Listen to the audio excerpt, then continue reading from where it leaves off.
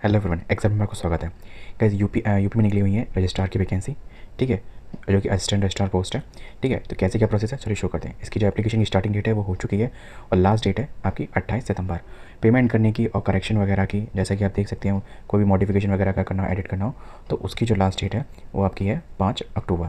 ठीक है, पर फॉर्म आपका 28 तारीख ही तक ही भरा जाएगा। बात कर लेते हैं इसके फॉर्म की एप्लीकेशन की। सबसे पहला स्टेज है OTR। ठीक है, वन टाइम रजिस्ट्रेशन। ये बहुत मैंडेटरी है क्योंकि इसके बिना आप फॉर्म भर ही नहीं सकते। पहली बात मैं आपको बता दूँ, पहली बात ये तो मैंडेटरी है। दूसरी बात, ठीक है, ये आप जब आज अप्लाई कर दोगे उसके 72 घंटे बाद एक्टिव होगा। ठीक है, अप्लाई करने का लिंक OTR का मैं डिस्क्रिप्शन दे दूँगा। इसमें कुछ भी नहीं, आपकी बेसिक डिटेल होगी और मतलब जो UPI PSC के थ्रू वहाँ से वेरीफाई होकर आएगी और आपके मेल के थ्रू और मैसेज के थ्रू अपडेट किया जाएगा। और फिर भी नहीं अपडेट किया जाए तो आप 72 घंटे बाद लॉगिन करके देख सकते हैं। ठीक है, उस यूज़र ID से तो आप लॉगिन हो जाओगे। बात करें फिर सेकंड स्टेज क्या होगा। देखो, सबसे पहले आपको इंस्ट्रक्शंस पढ़ लेना है। पहले मैं बता ही रहा हूँ, फिर भी पढ़ लें। एडवर्टाइजमेंट मैं आपको बता ही रहा हूँ। अप्लाई करने का प्रोसेस सिंपल है। पहले आपने, जैसे मैंने बताया, OTR कर लिया। OTR करने के बाद फिर आपको क्या करना है, सेकंड पार्ट जो है वो आपको बेसिक डिटेल्स भरनी है। ठीक है, applied post and the application to be corresponding the form automatically filled. जो आपने कुछ बेसिक डिटेल्स जो पहले भरती होंगी वो ऑटोमेटिकली फिल्ड होकर आ जाएंगी, वो परमानेंट सी रहेंगी। ठीक है, उसमें आपको करेक्शन करने का लगभग 6 बार मौका मिलेगा। ठीक है, ऐसा कुछ है। और उसके बाद अगर आप करोगे तो शायद चार्जेबल है। Am I not wrong about that. ठीक है, बट 6 बार मौका मिलेगा, ये कंफर्म। फिर जब आप बेसिक डिटेल भर दोगे, बेसिक डिटेल के बनेगा आपकी पेमेंट का ऑप्शन आएगा। पेमेंट करने के लिए आपको नेट बैंकिंग, कार्ड या फिर जो भी ऑनलाइन मोड्स हैं, 3 मोड आपको अवेलेबल है। तो वो सब आप चीज़ करके, है ना, फिर आप फोर्थ स्टेज पर पहुँच जाओगे। फोर्थ स्टेज क्या है, वो स्टेज से जैसे जो आप थर्ड स्टेज में आपको कंप्लीट कर लिया, फिर उसके बाद अपना आप फॉर्म का प्रिंट आउट निकाल सकते हो। ठीक है, दैट्स इट। एक चीज़ ध्यान रखना, ठीक है, it make the payment mandatory online application the process था। चलो ठीक है, एंड जो प्रिंट आउट है वो आपको सेव रखना है अंदर जब तक प्रोसेस कंप्लीट ना हो जाए फॉर्म की। बात कर लेते हैं इसमें जो फीस लगेगी जनरल कैंडिडेट के लिए और EWS के लिए और OBC के लिए, तीनों लोगों के लिए लगेगी आपकी 225 रुपये। SC ST के लिए लगेगी 105 रुपये। PWD कैंडिडेट के लगेगी केवल 25 रुपये, सॉरी हाँ, केवल 25 रुपये। और एक्स सर्विसमैन की लगेगी 105 रुपये। और dependent and freedom fighter and women's, ठीक है, वुमेंस की बता रहा हूँ, और स्किल प्लेयर, यहाँ पे वुमेंस UR की भी हैं, OBC की भी हैं, EWS की भी, SC ST जो भी है सबकी हैं। ठीक है, उनकी लगेगी अकॉर्डिंग टू ओरिजिनल कैटेगरी की। That's it. ठीक है, कुल वैकेंसी इसमें आपकी 38 है। ठीक है, जैसा कि आप देख सकते हैं। तो ये वैकेंसी के अकॉर्डिंग कैरेक्टरिफिकेशन है कि 18 जनरल को जाएंगी। ठीक है, SC को 7, ST को 1 भी नहीं, OBC को 10, EWS की 3 और PH में LV जो कैटेगरी LV सब कैटेगरी है उसमें 1। ठीक है, एक्स सर्विसमैन की 1 है और फीमेल की 7 है। ये सेपरेट 7 है फीमेल की। ठीक है, बात करते हैं अब, जैसे देखते हैं इसमें जो पे स्केल आपका कराएगा, इसमें लेवल 8 की आपकी सैलरी रहेगी। ठीक है, आपकी जो स्टार्टिंग सैलरी है वो 9,300 से लेकर 34,800 के बीच में रहेगी। ठीक है, ये बेसिक पे है आपका, और आपका अलाउंसेस वगैरह इसमें परसेंटेज जोड़ के। ग्रुप B की नॉन रजिस्टर्ड पोस्ट है, तो इतना तो रहना ही है। ठीक है, एक चीज़ और बता दूँ, इसमें जो भी आपका रिलैक्सेशन EWS सर्टिफिकेट, ठीक है, जो भी लगेगा वो आपका यूपी का कैंडिडेट ही मान्य होगा। और देखो, SC के सर्टिफिकेट्स के रिगार्डिंग थोड़ा सा इशू रहता है कि उनका कहाँ का लगेगा या अदर स्टेट वाले वैलिड होंगे। पहली बात ध्यान से सुन लो, अदर स्टेट का आप किसी भी कैटेगरी से बिलोंग करते हो तो, और अगर आप दूसरे स्टेट में जाते हो तो आप एज ए जनरल ही ट्रीट किए जाओगे। ठीक है, बात कर लेते हैं, जो रिजर्वेशन मिलेगा वो SC कैटेगरी के यूपी के कैंडिडेट को मिलेगा। ठीक है, ST वाला भी जो यूपी का होगा वो मिलेगा, EWS वाला भी यूपी का। ठीक है, और तो सेम सीन OBC वाले के लिए होगा, वैसे भी OBC वाले तो नहीं के लिए यूपी का होगा। ठीक है, shall be admissible according to, तो आपका जो भी सर्टिफिकेट है वो भी यूपी का ही बना हुआ होगा। एक चीज़ बात करते हैं, एक्स सर्विसमैन ऑफ यूपी, ठीक है, PH of UP, shell be admissible, ये भी चीज़ आपको ध्यान रखना है। ठीक है, तो जो भी आपके सर्टिफिकेट होंगे सारे ने क्लैरिफाई कर दिए हैं, जब आप एक्स सर्विसमैन हो, है ना, जब PH फिजिकल हैंडीकैप वगैरह भी हो तो वो भी यूपी का ही सर्टिफिकेट मान्य होगा। ठीक है, बात करते हैं इस पोस्ट की एसेंशियल क्वालिफिकेशन की। एजुकेशन क्वालिफिकेशन में आपकी जो एसेंशियल क्वालिफिकेशन चाहिए वो आपकी चाहिए क्या, सिंपल सा आपने ग्रेजुएशन किया होना चाहिए, डिग्री इन ग्रेजुएशन। ठीक है, फ्रॉम ए रिकॉग्नाइज्ड यूनिवर्सिटी। ठीक है, और कुछ क्या चाहिए, और कुछ चाहिए, गुड नॉलेज ऑफ हिंदी। सीधी बात है, अगर यूपी में रीजन में होगा तो आपको नॉलेज हिंदी की तो नॉलेज होगी।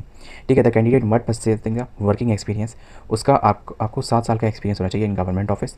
ठीक है, द ऑफिस ऑफ यूनिवर्सिटीज़। ठीक है, and the knowledge of the Hindi and English drafting and accounting the rule and Essentia. तो आपको ये पता चलिए होगा, इसमें इन्होंने 7 साल का एक्सपीरियंस देके इस पोस्ट को थोड़ा प्रीमियम बना दिया है और स्पेसिफिक लोगों के लिए बना दिया है। ठीक है, तो इस एक्सपीरियंस का विशेष ध्यान रखें।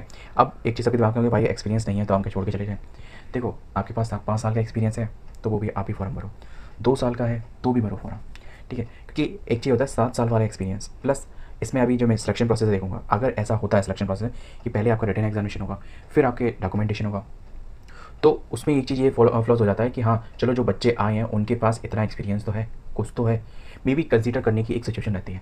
पर अगर आप फॉर्म अप्लाई ही नहीं करोगे, प्रिपरेशन ही नहीं करोगे और पेपर देने नहीं होगे तो फिर कोई कंडीशन नहीं। दूसरी बात, अगर फॉर्म भरते वक्त अगर उसमें एक्सपीरियंस में ये चीज़ मैंडेटरी आ जाती है कि आपका 7 साल का मैंडेटरी है, ठीक है, भले ये चीज़ मैंडेटरी है क्योंकि ये एसेंशियल क्वालिफिकेशन में ये एसेंशियल क्वालिफिकेशन में शो हो रहा है, तो that is to be mandatory and essential, ठीक है, ये चीज़ लिखा हुआ है, ठीक है। But in the some cases अगर कैंडिडेट नहीं मिलेंगे और अगर 2 साल वाला मिल रहा है या 5 साल वाला मिल रहा है या मैं कह रहा हूँ 6.5 साल वाला भी मिल रहा है और 6 साल वाला मिल रहा है, तो होप केस अगर आपके मार्क्स अच्छे होंगे तो आपको कंसीडर किया जा सकता है। मतलब that is a possible situation, not to be confirm from my side, ठीक है।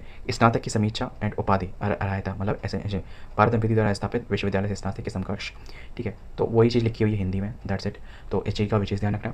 The candidate must place the qualification up to the last date of the, देखो जो भी आपका एक्सपीरियंस होगा इस फॉर्म के या फिर आपके सबमिट करने के लास्ट डेट तक का ही होगा, उसके बाद का अगर कोई आप एक्सपीरियंस लेने चलते रहा हो तब आप सर्टिफिकेट ले लो तो मान्य नहीं होगा।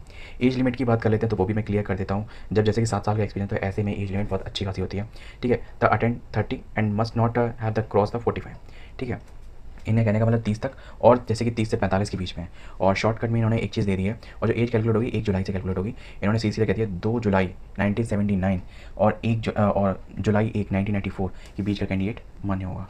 नॉट इसके बाद का नहीं चलेगा और इससे पहले का नहीं चलेगा, इन दोनों के बीच का चलेगा कैंडिडेट, ठीक है। एज रिलैक्स, पहली दूसरी बात, एज रिलैक्सेशन जो भी कैटेगरी के अकॉर्डिंग होता है, ठीक है, वो चीज़ मान्य है, ठीक। पर यूपी का कैंडिडेट, ठीक है, जो सर्टिफिकेट रिप्रेजेंट कर पाएगा उसी का रिलैक्सेशन भी। बात करते हैं इसके सिलेबस की। तो इसमें जो एग्जामिनेशन और जो इस एग्जामिनेशन का पूरा प्लान है, मतलब एक तरीके से एग्जाम पैटर्न क्या है वो मैं आपको बता दूं। आपका कुल ये जैसे कि जिसके 3-3 घंटे का इसमें टाइम जोन आपको दिख रहा होगा, ठीक है, जो कि पहला सब्जेक्ट है सामान्य अध्ययन, दूसरा है सामान्य हिंदी सारांश एंड आलेखन एंड निबंध, ठीक है, और तीसरा है उत्तर प्रदेश वित्तीय नियम एवं कार्यालय प्रक्रिया संबंधी, ठीक है, और चौथा है व्यक्तिगत परीक्षा एंड साक्षात्कार, ठीक है। तो ये तो आपका होगा क्या, एक तरीके से इंटरव्यू, एक तरीके से साक्षात्कार तो इंटरव्यू होता ही है, ठीक है, वो तो इंटरव्यू होगा। तो कुल मिला के ये जो आपकी जो परीक्षा है ये 2 भागों में बटी हुई है। नंबर 1 आपका ये जो रिटन एग्जामिनेशन है, नंबर 2 आपका इंटरव्यू, ठीक है। तो 2 फेज़ में, तो इसमें जो फेज़ है वो कुछ इस हिसाब से डिवाइड है। जो सामान्य अध्ययन है वो 3 घंटे का आपको टाइम मिलेगा और 200 नंबर का होगा, ठीक है। दूसरा क्या था, सामान्य हिंदी सारांश लेखन एंड निबंध, तो ये भी 3 घंटे और 200 नंबर का होगा। और तीसरी चीज़ जो थी उत्तर प्रदेश वित्तीय नियम एवं कार्यालय प्रक्रिया संबंधी नियम, ठीक है, जो भी उत्तर प्रदेश से रिलेटेड है कार्यालय संबंधी नियम, ठीक है, तो उसके रिगार्डिंग जो क्वेश्चन आएंगे वो 3 घंटे का आपको टाइम मिलेगा और 100 नंबर के आएंगे। क्वेश्चंस नहीं है, नंबर लिखे हुए हैं। तो होपफुली इससे हम यही अंदाज़ा लगा सकते हैं कि 100 क्वेश्चन ही हों, ठीक है। लास्ट जो आपका जो होगा इंटरव्यू वो 50 नंबर का होगा। तो कुल मिला के आपका हो गया 550 नंबर का। तो ये चीज़ आपको विशेष ध्यान रखनी है। अब बात कर लेता हूँ सिलेबस की। तो सिलेबस में आप जैसे कि देख सकते हैं इसमें एक जो मेन लाइन ऊपर लिखी हुई है तो उसको मैं ज़रूर पढ़ूँगा क्योंकि इन्होंने ये साफ साफ लिखा हुआ है, ध्यान दें, ठीक है। ऐसे नहीं लिखा होता तो मैं आपको नहीं बोलता, ठीक है। मैं इसका कलर चेंज कर लेता हूँ जिससे कि आपको थोड़ा सा डिफरेंट महसूस हो, है ना। भारतीय राष्ट्रीय आंदोलन में अभ्यर्थी में भारतीय राष्ट्रीय आंदोलन की प्रकृति, ठीक है, विशेषता, राष्ट्रवाद, ठीक है, और अभ्युदय स्वतंत्रता प्राप्ति के बारे में सामान्य सापेक्ष है। देखो एक टॉपिक है जो कि हिस्ट्री में ही आता है, इंडियन नेशनल मूवमेंट, जो कि मॉडर्न हिस्ट्री का भी एक पार्ट है, ठीक है। तो कुल मिला के आपको वो टॉपिक करना है, उसमें ये सारी चीज़ें इंक्लूडेड है, ठीक है। अब नेक्स्ट देखते हैं। अब जैसे कि भारतीय राज्य व्यवस्था, ठीक है, राज्य व्यवस्था एंड अर्थव्यवस्था, दैट इज़ टू बी मतलब जैसे कि अरे वो क्या कहते हैं, ये पॉलिटी में आ जाता है, पॉलिटी एंड इकोनॉमी में, ठीक है, के अंतर्गत भारतीय राज्य व्यवस्था एंड भारतीय संविधान, क्योंकि देखो संविधान आ गया, पंचायती राज व्यवस्था आ गई, ठीक है, संविधान, पंचायती राज व्यवस्था और सामुदायिक विकास, ये सारे पॉलिटी में आते हैं। और भारत की अर्थव्यवस्था, है ना, नियोजन के व्यापक लक्षणों की जानकारी एवं पर प्रश्न होंगे, ठीक है। तो ये जो जनरल स्टडीज़ जो 200 नंबर का जो पेपर पहले नंबर बताया जा रहा है तो उसका ये सिलेबस है इन शॉर्टकट में, ठीक है। दूसरा विश्व भूगोल, देखो सीधी सी बात है, history, polity, economy and geography, ये 4 सब्जेक्ट आएंगे। That is to be level, मैं अगर जो समझ पा रहा हूँ वो रहेगा आपका SSC CGL वाला या CGL से लेकर CGSL वाला, ठीक है। तो इस लेवल के बीच में रहेगा, तो वो चीज़ आपको पढ़नी है, ठीक है। विश्व भूगोल, बस ये जो हिस्ट्री में वो इन्होंने थोड़ा आपको शॉर्ट कर दिया है क्योंकि आपको एंशिएंट और मिडेवल नहीं पढ़ना, मॉडर्न पढ़ना है, ठीक है। इंडियन नेशनल मूवमेंट, भारतीय राष्ट्रीय आंदोलन उसी में है, उसी से रिलेटेड है। अब क्या विश्व भूगोल एवं जनसंख्या के केवल विषयों के सामान्य जानकारी की परख, क्योंकि देखो अभी जो भी अभी तुम देख रहे होगे वो चीज़ चल रहा है कि मतलब जनगणना करानी की न्यूज़ में चल रहा है, तो उसके रिगार्डिंग तो क्वेश्चंस आएंगे ही आएंगे। जो भी क्वेश्चंस न्यूज़ में इवॉल्व हो रहे हैं in perspective to your syllabus, तो वो आने के चांसेस होते ही हैं, ठीक है। अब जैसे कि यहाँ पे ज्योग्राफी है, अब जनसंख्या है जिसमें भारत के भूगोल, ठीक है, पूरे विश्व का भूगोल, भारत का भूगोल, भौतिक, पारिस्थितिक, आर्थिक, सामाजिक जानकारी। अब इसमें क्या हो जाएगा कि जो कुछ चीज़ें ऐसा हो सकता है जो आपकी एनसीएंट से उठा लिया जाए, क्योंकि जैसे कि सिक्का चलन कब से हुआ, क्योंकि पहले लेन देन किसी तरीके से करते, ट्रांजेक्शन कैसे होते थे, ठीक है, फिर सिक्कों से होने लगे, ठीक है, रुपया जो चीज़ चलन आई तो वो किसने चलाई थी, तो वो ये कुछ चीज़ रिलेटेड होते हैं, है ना। अब जैसे कि अर्थव्यवस्था पे, जैसे कि मतलब अर्थशास्त्र के बारे में, तो उसके रिगार्डिंग कुछ क्वेश्चन आ सकते हैं। और जैसे कि विशेष बल दिया जाएगा, इनके जो विशेष टॉपिक है ना, जैसे कि भूगोल, भौतिक एवं पारिस्थितिक तंत्र, ठीक है, और सामाजिक जनजानिकाओं प्रक्षेपण विशेष बल दिया है। अभ्यर्थी से उपरोक्त विषयों के सामान्य जानकारी एवं अभिज्ञ विशेषता उत्तर प्रदेश के सापेक्ष में उपस्थित है। देखो सीधी सी बात है, आपको पढ़ना है सब कुछ, ठीक है, शॉर्टकट में, पर in the direction to UP, है ना, इस चीज़ का विशेष ध्यान रखना। बात करते हैं नेक्स्ट निबंध के बारे में, हिंदी के बारे में। जीएस के बाद हो गया सिलेबस, अब हिंदी के बारे में पढ़ते हैं। तो हिंदी में जो आपको क्या आएगा, 200 नंबर का पेपर है, ये तो हमें पता ही है, ठीक है। तो कुछ इस तरीके से इनका डिवीज़न है, 40 अंक, 5 अंक, 20 अंक, 15 अंक, ठीक है। तो इसमें ये क्या है, निबंध है 400 शब्दों का, गद्यांश है आपका 300 शब्दों का। देखो निबंध लिखने की हैबिट नहीं होती, तो वो चीज़ हमें वो हैबिट करनी पड़ेगी, ठीक है। गद्यांश 300 शब्दों का, ठीक है।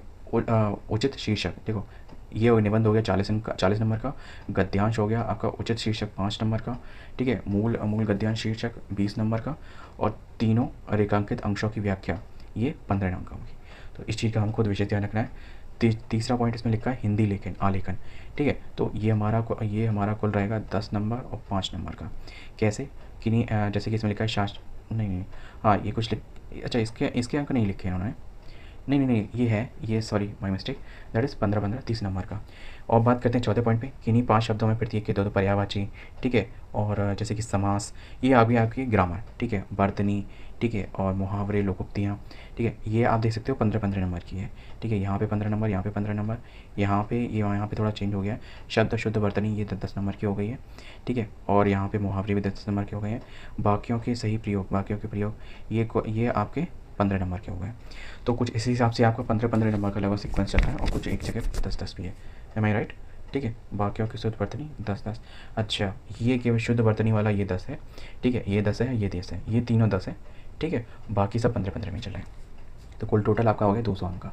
तो अभी इसी तरीके का सिलेबस है। अब बात करते हैं इसमें जो आपका जो तीसरा सिलेबस है कि उत्तर प्रदेश के नियमित कार्यालय प्रक्रिया संबंधी मैनुअल एंड पाठ्यक्रम, ठीक है। अब आप देख सकते हो कि इसमें कितने चैप्टर्स एंड सेक्शंस सब कुछ इंक्लूड कर दिए गए हैं।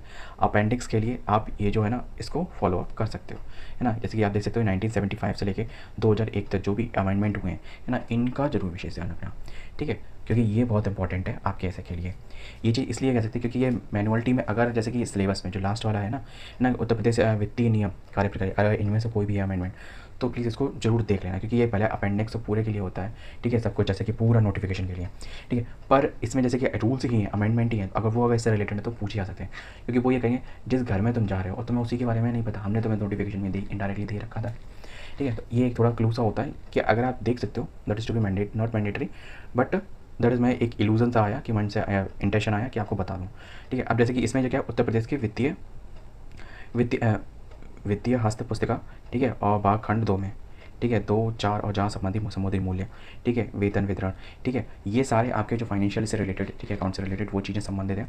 तो ये सारे पॉइंट आप देख सकते हैं, ये आपके चैप्टर 4, चैप्टर 6, चैप्टर 7, ठीक है, चैप्टर 8, ये सारे टॉपिक वाइज आपको लिखे हुए हैं, और आपको इन्हीं टॉपिक वाइज सारे पढ़ लेना है और इन्हीं में ही डीप पढ़ लेना है, ठीक है। तो इस चीज़ का आपको विशेष ध्यान रखना है, ये सारे टॉपिक हैं, है ना, इनको मैं पढ़ूंगा तो थोड़ी सी बोरियत सबको हो जाएगी, क्योंकि ये आपका डेप्थ सिलेबस है, तो ये आप खुद पढ़ें, ठीक है, क्योंकि ये टू द पॉइंट वाला है कि अगर एक चीज़ अगर जैसे कि अगर एक चीज़ मैंने से जल्दी में छोड़ दी तो वो आपके लिए गलत होगा। ये सारे पॉइंट जो भी चीज़ यहाँ तक लास्ट तक ये पूरा पढ़ें, है ना। और ये सारा आपका जो टेक, अगर शॉर्टकट में बोलूँ तो जैसे कि टेक और नॉन टेक की बात करते हैं तो आपका टेक का पूरा सिलेबस है। तो यही आपका सिलेबस है, लास्ट पेज है इस नोटिफिकेशन का। तो बस ये वीडियो बस इतना ही था, सिलेबस थोड़ा लेंथी हो गया, मैं इसकी एक इंडिविजुअल वीडियो डाल दूँगा ताकि जिनको सिलेबस देखना है तो वो सिलेबस पूरा कंप्लीट देख के अपना कंक्लूजन कर सकें। हाँ, तो अपन मिलते हैं नेक्स्ट वीडियो में। अगर कोई भी दिक्कत हो OTR से रिलेटेड, एप्लीकेशन से रिलेटेड, है ना, तो वो कमेंट बॉक्स में पूछ लेना। मिलते हैं नेक्स्ट वीडियो में। जय हिंद।